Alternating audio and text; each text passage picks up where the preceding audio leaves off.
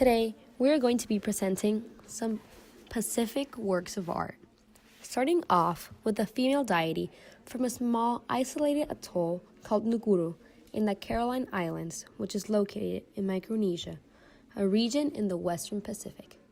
This work of art was done between the 18th and 19th century, and it is made from breadfruit wood. This beautiful work of art in specific is 40 centimeters tall, although all sculptures range from 30 centimeters to 217 centimeters, and its beauty comes from its simplicity in the carvings. The places which are most emphasized in this work of art are the rudimentary details for the breast and the waist, and how its knees are flexed and it has a flat buttocks. All sculptures have similar proportions depending on the size of them between the neck and the head.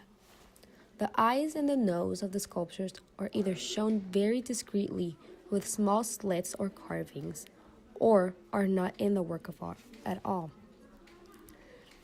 This work of art was mostly used to represent a deity of a specific temple or a family, as it is in the name.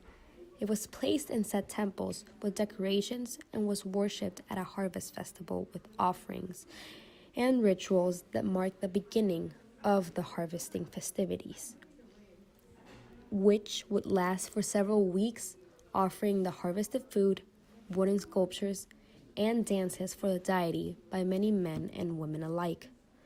Any statue that was defective or was weathered down would be replaced before or during the ceremony for the deity. During these periods in time, it was said to be a resting place of ancestral spirits inside the wooden statue. A little fun fact about them was that the first Europeans to collect these sculptures actually thought they were clumsy looking.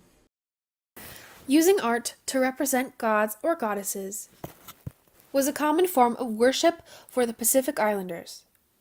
One work of art similar to the female deity is the staff god, in that they both are used for worship and represent the god they are made in likeness of.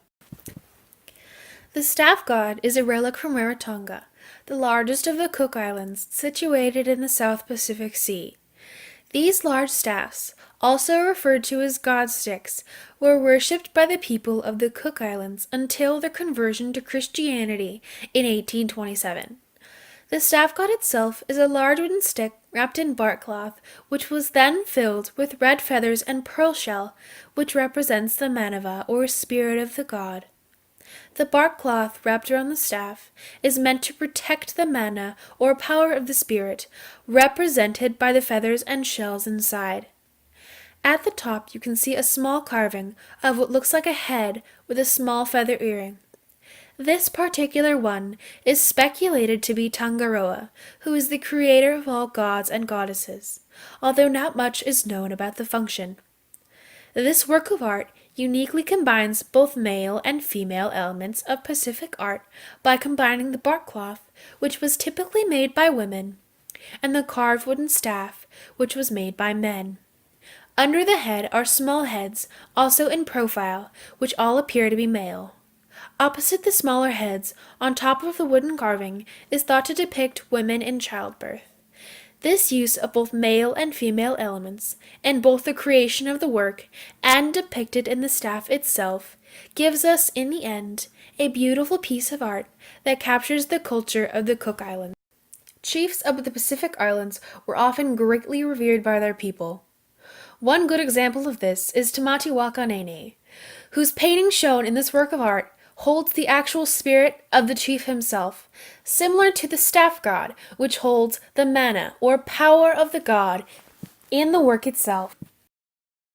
Another work of art that was also believed to provide and contain ancestral power was Tamati Wakanene. Tamati Wakanene is a painting that was done by a Czech artist called Gottfried Lindor in 1890 CE, and its medium is oil on canvas with smooth brushstrokes.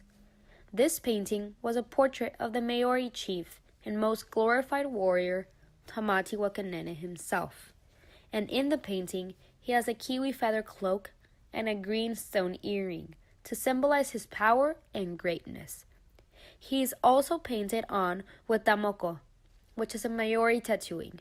Tamoko was said to be a history of someone's achievements and represents the status they had to their tribe. The work of art is a 19th century European academic style of painting and is very realistic to what the person would have looked like. Paintings like these would be done to record the life of the person and to bring an ancestral presence into the world of the living. It was believed to not just be a representation of Tamati, but an embodiment of him. After a person had died, the portrait would be hung on walls of the family's homes or in a community center. The word nene represents time of change that was occurring in the Maori world. The portrait also showed the Westerners' appreciation for the Pacific Islanders and their contribution to trading. Tamati Wakanene lived in the Hokianga when it was a thriving and prosperous trading society and was said to have been an astute businessman and kind by nature. Nene saw the advantages of having pakacha, shipping traders in the area, and helped settlers as well as Western missionaries establish themselves there in 1827. The painting of Tamati Wakanene shows off his chiefly status and power, similar to the ahu'ula, which was mostly worn by chiefs and represented the honor, nobility, and power of the wearer. The ahu'ula is a lovely feather cape made from the vibrant feathers of native Hawaiian birds. The brilliant feathers come from the ewe bird, a small scarlet member of the honeycreeper family, with a long curved beak and black tail feathers, and the oo, a small mostly black bird with small tufts of yellow on its tail and sides. The rarity of the yellow feathers, and association of red with gods and chiefs, gave this cloak a special sense of nobility and power. It was made by first creating a fiber net, then attaching small bunches of feathers until the cloak was complete. The newer semicircular style developed from the past trapezoidal shape, and the shaped neckline allowed for a better fit on the wearer. Not only were these lavish cloaks worn by chiefs and noblemen, but they were also given as gifts to European explorers and their crew. These capes were brought back and stored in Europe or sold to patrons to fund more voyages. This stunning feather cape showcases lavish beauty in its rare feathers and a sense of importance or nobility in its striking colors and designs, overall giving the viewer a peek into the culture of native Hawaiians. Not only was the ahu'ula worn in battle, but it was also worn during ceremonies, similar to the Malangan mask, which, like the ahu'ula, uses lavish materials and unique design. Our last work of art that we're going to be sharing with you guys was also very expensive to make, which was the Malangan mask, located in Papua New Guinea, and was made in the 20th century CE. It is made out of wood from carving into it, uses paint and pigment to add color, feathers at the top in a mohawk fashion, fiber, and shell. The work of art has elongated ears to showcase the fact that this is a male mask, because in this culture, long ears were a form of showing masculinity. This mask in particular contains a big nose and a wide mouth. Paintings are actually done on the mask itself, which differentiates each mask because not a single mask was the same. These masks were made for a ritual honoring the dead. They were used at funeral rites to bid farewell to the dead and to celebrate the life they had lived and the things they have yet to learn. Once the mask was made and was sold, the design belongs to the buyer, not the artist, as they give up their right used in this Malangan style of the mask in particular, the form of it and the rights sometimes. This makes every mask created after the other one more unique and elaborate to try and one-up the ones that was previously sold. Because the masks were very hard to make, The celebrations that followed it are very expensive to do so.